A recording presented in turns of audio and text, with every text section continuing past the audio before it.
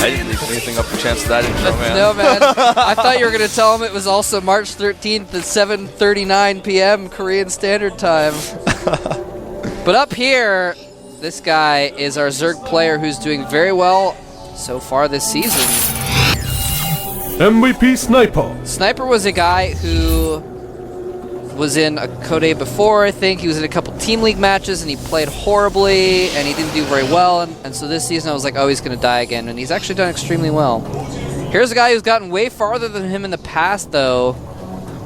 He is... OGS InCa. InCa. InCa is not a bad player, despite his PvZ being sometimes embarrassingly bad. He's known for that. Now this is a map called Crossfire, a map that Protosses usually do not win on unless they get away with an all-in. Their opponent's all-in fails, or they're at least 2.7 times better than their opponent on average in that matchup. Wait, say that again? I'm just making jokes about Crossfire. It's a map that's... Oh yeah, this is the last, you and Crossfire. This is the last season.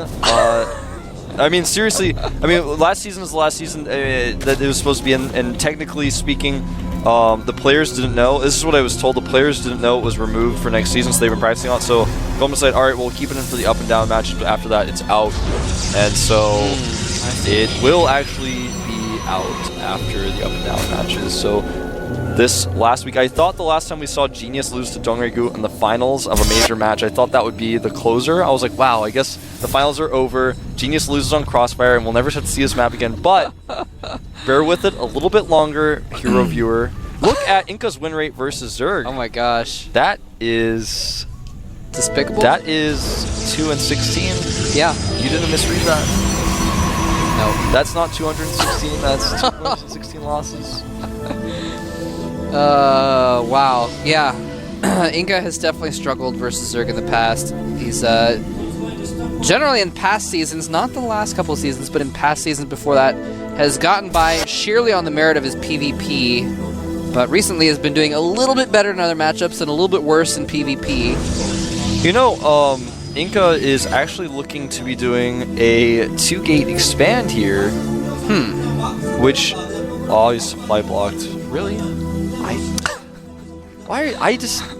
These processes today, man. I don't know. It's all right. He doesn't have the minerals to spend anyway. The pylon's gonna warp in. He's had the sentries queued up for so long. Oh really? Yeah. Oh, never mind. That's why he didn't have the minerals, because he queued them up. My bad. Oh man. That's actually pretty bad then. That's actually really bad. This is a very unusual build. He plays and practices that much, but it's Crossfire, so he's like, well, he can't forge fast expand. If I 3-gate sentry span, then my opponent might get a little too far ahead because I made too many gateways. He can't really pressure on this map because he can just make 2 spines at the bottom of the ramp. So I'm going to go for a 2-gate expand, but even so, the choke point's really wide open, and even if I make a forge and try to make cannons, it still might not be good enough to hold if he does a roach all in. I don't know what to do. That's what InCa's thinking right now. He's like, also, I'm not that good at this matchup. He's like, and then he's thinking all that, and he's like, screw it, I'll just go DTs. That's what he's thinking right now. Oh, he barely forced that next out, but look at this. Oh! Whoa!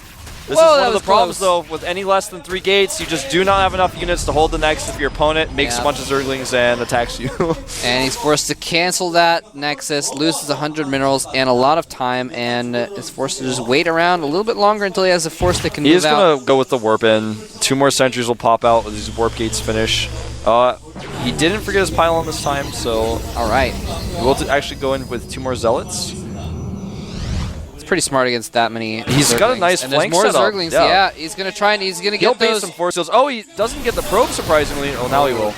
Oh, the probe. Where was that probe going, man? I don't know. That probe had a mission. He's like, oh no, there's a fight. I'm gonna run away from my home base out into the jungle. Probe's like, I'm going to Baskin Robbins. He goes like, no, no. Even Sniper said no, man.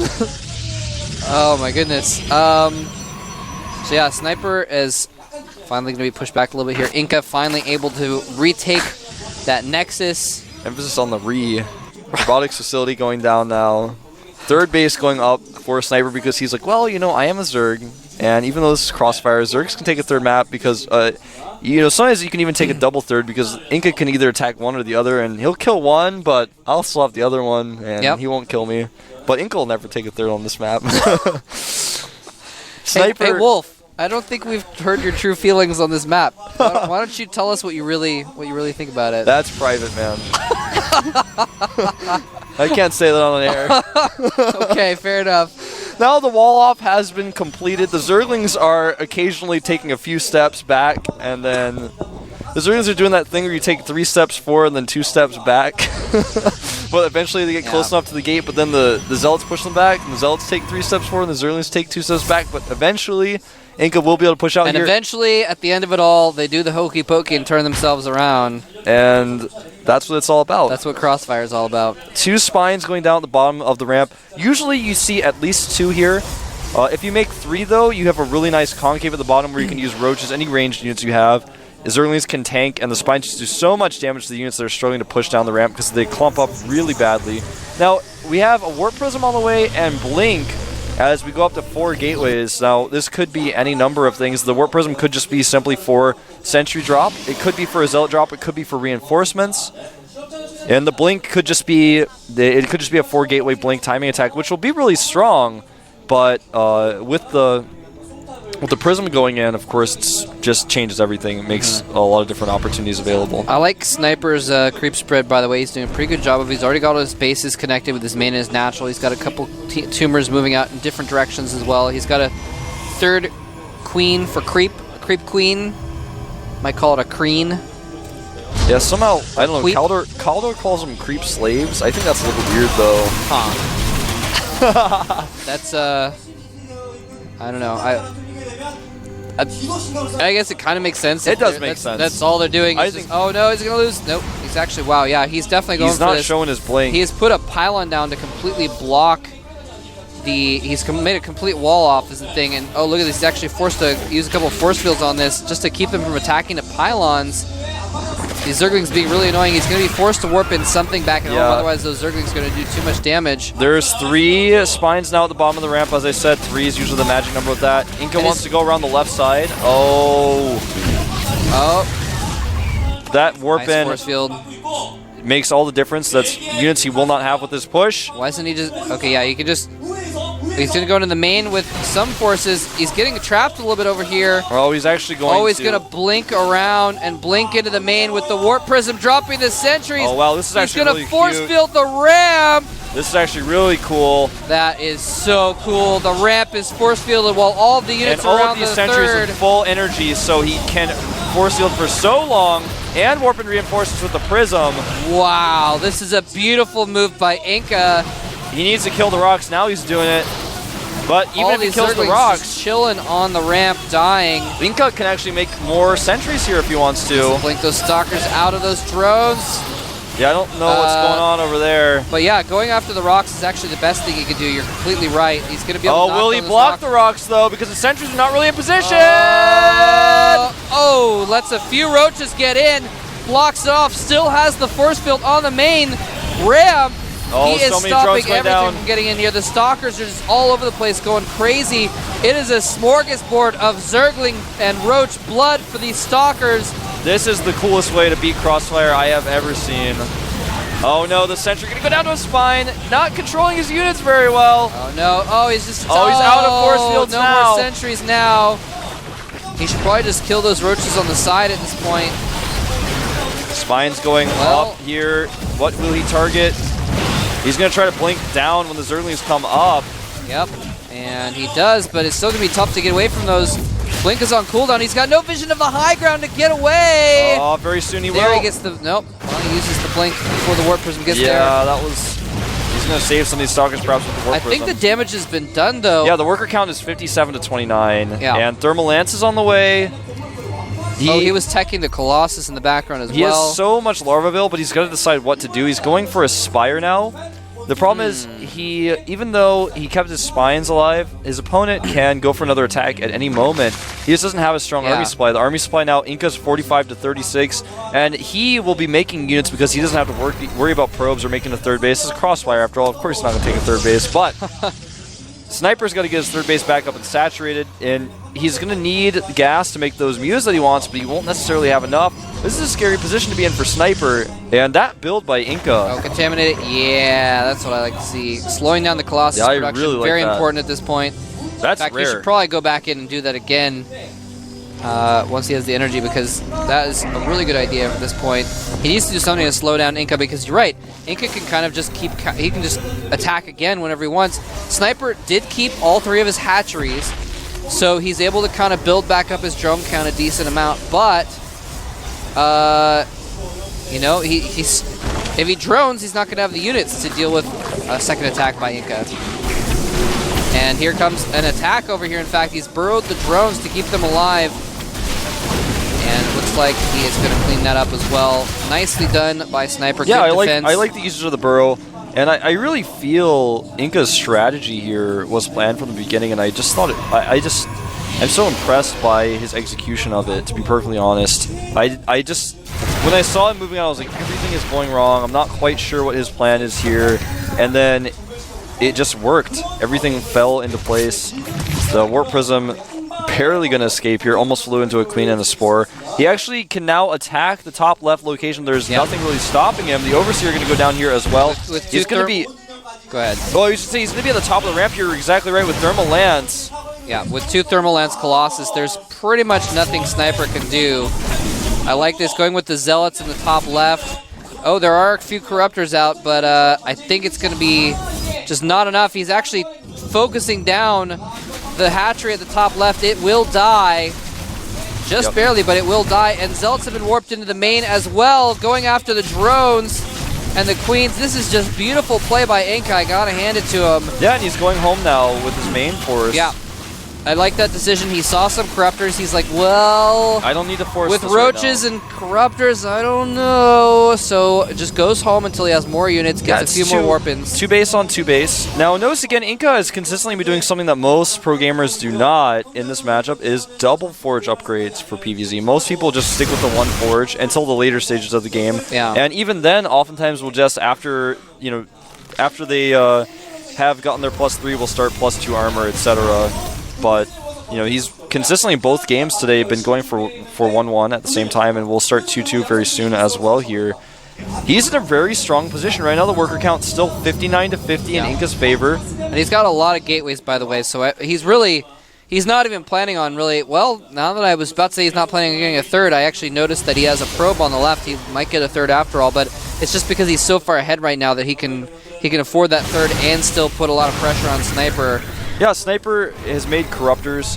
That's a lot of resources spent, and he knows that he can't afford mutas or anything like that to harass it. And since he has control of the map with a very mobile, not extremely mobile, but very strong army that's fairly mobile with Blink, his opponent's not really going to be able to hit him with a Roach run-by. Although, speaking of that, he just barely misses vision of one as he misses the Watchtower, so a Roach run-by may very well actually catch him a little bit off guard here. We may have a base trade. He's going to try and catch those reinforcements and go for a trade. Indeed, I guess is what it's going to come down to. Drones are already running away to go and hide structures. Sniper is just so far behind that. Well, he's actually got a pretty significant force. He actually takes out the Colossus without any Stalker support. The extra Colossus coming out are not going to do enough damage.